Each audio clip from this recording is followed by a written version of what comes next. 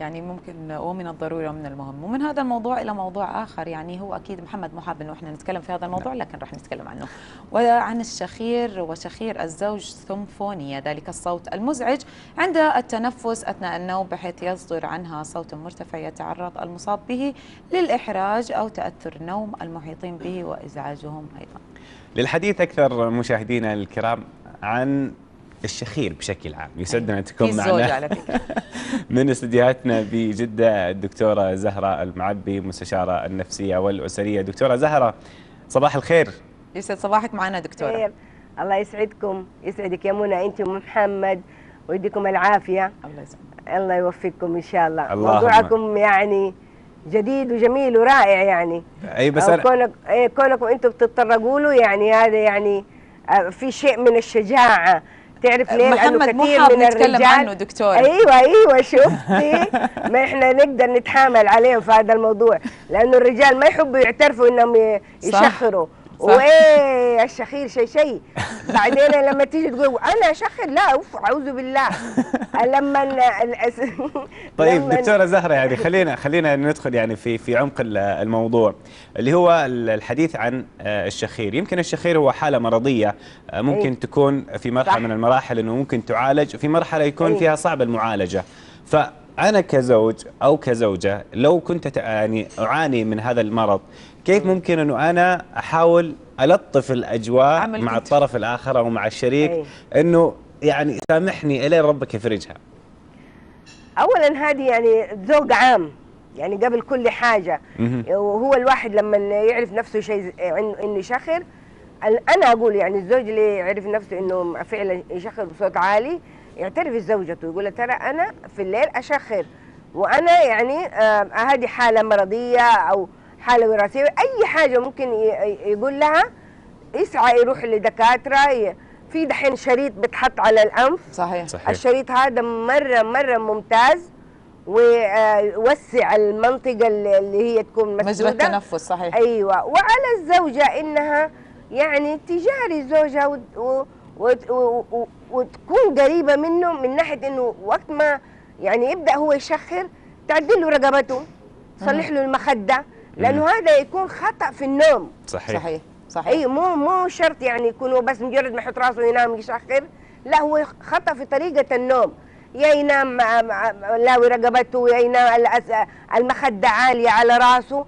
هنا يجي دور الزوجه الاحتواء والحنان والحب والدفء اثناء ما هو نايم. يعني مو تصحي قوم انت بتشخر صلح نومتك قوي مش عارفه، لا عيب. ما يعني هذا قلت لك، هذا كله على بعض الموضوع ترى ذوق عام.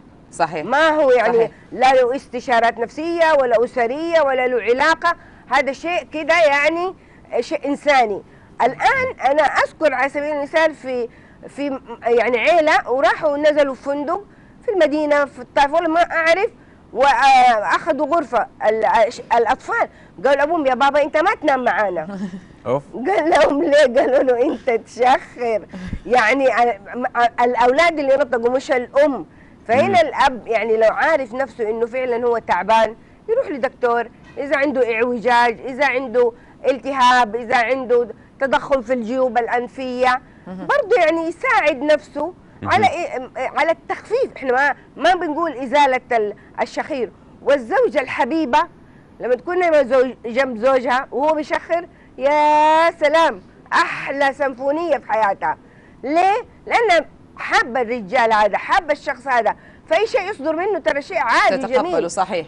اي انا دائما انا اردد الكلمه هذه، اقول لهم لا بالعكس، هذا الشيء يعني استعداد.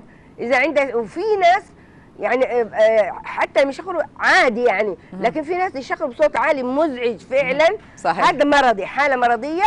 ما اقول لكم ما ينسكت عليه، بس هي تراجع معاه. يعني تقول له انت تشخر، تقول لو نكر تقول له طب هيا بعد اذنك شوفي، يعني هنا تستاذن، ممكن اسجل لك، ممكن اصورك.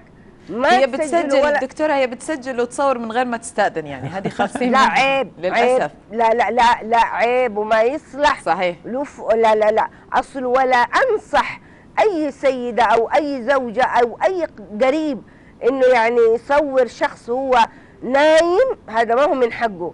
هذه ادبيات واخلاقيات. صحيح. احنا صحيح. لابد اننا نحترم الراي الاخر. ايش يعني ما هو معقول. خصوصيه، يعني هي احترام للخصوصيه اكثر من اي شيء اخر. جدا عادي، انا على فراشي على سريري صحيح. اشخر ما اشخر، اعمل ما بدال، ما حد له دعوه بيا. لكن الشخص اللي معايا في نفس الغرفه يعني يقدر ظرفي. لو ما قدر ظرفي الزوج او الزوجه ما يقدروا ظروف بعضهم، مين يقدر ظروف بعضهم؟ يعني هي تنام في غرفه وهو ينام في غرفه؟ لا، لابد انهم يعني يجيهم شيء يعني من التجانس والانسجام، او انه زي ما قلت لكم من البدايه يا يروح لدكتور وفي شريط. انا بقول لكل الزوجات وكل الازواج في شريط لاصق في الصيدليات بيتحط على الانف. صحيح. بيمنع الشخير ورائع في منتهى الجمال، ولا يعني يسبب حساسيه ولا يعمل ضغط ولا شيء. شريط لاصق خفيف وناعم. فعليا اصبحت الان في اشياء حديثه ممكن انه هي يعني تقلل من هذا الموضوع، ما حنقول انه هي تمنعه نهائيا، لكن تقلل من هذا الموضوع بشكل كبير جدا جدا. لا وبعدين هذه حاجات زي ما انت تفضلتي فعلا، برافو عليك يا منى لما قلتي هذه اشياء خصوصيه. يعني انا في غرفتي اعمل ما بدالي. صحيح. نايم الشخص هذا النايم ما تعرفي، احيانا في ناس يشخروا لما يتعبوا. صحيح. صحيح. يعني لما مو هم ما يشخروا بس لما يكونوا تعبان. طفل صغير لما يلعب شويه ويتشاقى ويتعفرت حاجه حقت نص ساعه ويجي ينام تلاقي صوته بالشخير طالع. ايش هو هذا يشخر كده؟ عنده لحميه، عنده لوز، عنده لا بس عشانه لعب ارهق نفسه في اللعب شوي. ارهق نفسه. فاحيانا كثير من الرجال او من الزوجات يكونوا مرهقين تعبانين، يعني جاي من شغل، يعني يوم كان يوم شاق بالنسبه لهم. صحيح. وممكن يكون حط راسه محل ما هو جلس، يعني احيانا مكان الصاله مكان الاستراحه على ما يحط راسه كده ويغمض عينه ويروح فيها في النومه يشخر من تعبه. يعني ما اقول لكم يعني انه الشيء غير لائق هو انه يسويها، لكن هذا لا ارادي. فهي الزوجه بحنانها بدفئها بحبها تعدي رقبته، تحط له مخده، تغطيه، تقول للاولاد ابعدوا، يعني خلوا بابا ينام ياخذ راحته. هنا هو لو عدل نومته ثقي تماما انه يعني حيوقف الشخير. طيب جميل لكن جدا. لو حاله مرضيه يتعالج منها. صحيح. طيب دكتوره زهره، يعني قرانا وسمعنا قصص بانه الزوجه طلبت الطلاق بسبب شخير زوجها. صحيح. للأسف. هل ممكن انها توصل لهذه المرحله؟ معقول؟ اي للاسف الشديد. يعني احنا وصلنا في مرحله من اسباب الطلاق اشياء زي هذه. يعني زوجك يشخر، يعني ايش هو؟ لا سمح الله ولا قدر الله ما بيعمل منكر ولا بيرتكب معصيه، هو بيشخر شيء لا ارادي. يعني هو مو بارادته الشخير هذا. صحيح. فما ان كان هي ما تكون اقرب الناس ليه وتشاركوا وتساهموا معاه في علاجه وتتحملوا. طب حتى انت تنزعجي، طب يا ماما هيا مع السلامه، قفلي على الرجال باب الغرفه وانت روحي نامي في غرفه ثانيه، مو شرط تنامي جنبه. صحيح. خلاص سيبيه. اذا هو ما هو راضي يتعالج او هو شخيره عالي ومزعج، يعني عندنا امثله كثيره، والحديث ترى ذو شجون. صحيح. هذا الموضوع بالذات. لكن انا اعيب على مرأة زوجة سيدة فاضلة، زوجها مثالي طيب ابن حلال ولد عيلة ولد ناس، تطلب الطلاق علشان موضوع زي هذا. أنا أعتذر لكل زوجته تطلب الطلاق عشان هذا الموضوع، وأقول له الله يكون في عونك. جميل. طيب دكتورة زهرة، يعني خلينا نتكلم عن الحلول للزوجة للتعايش مع هذا الزوج إذا كان يعاني من هذا الموضوع. إيش بعض النصائح اللي تقوليها لكل زوجة بشكل سريع بحيث أنه هي تتقبل هذا الموضوع بصدر رحب وما تكون متأزمة؟ دائما التأزم بيكبر الأمور. أيوة. وبيعطي الأمور أكبر من حجمها، لكن التعايش مع كل شيء ببساطة بيمشي الأمور. ممتاز جدا يا منى، إنها هي تتفهم صحيح. نفسية الشخص هذا وتكون قريبة منه وتجلس جنبه في ساعة صفا، تقول إيش رأيك يا أبو محمد؟ ما تروح لدكتور أنف وأذن وحنجرة؟ إيش رأيك نروح مش عارفة تعمل منظار للجيوب؟ إيش رأيك تشم ده؟ يعني الكلام يجيب بعضه بس بلباقة صحيح. وبأدب وبأخلاقيات. يقول لي لا أنا أحس إنك أنت لما تكون نايم بيطلع صوتك حتى لما تعدل نعم. رقبتك، حتى جميل. يعني بالسياسه بالحوار كل شيء يتعدل.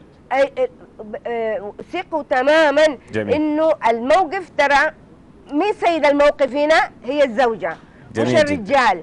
جميل الرجال يعني هو مريض، لو هو مريض يتعالجوا تاخذوا. نعم. بس تعالجوا ببساطه، بمحبه، بطيبه. جميل.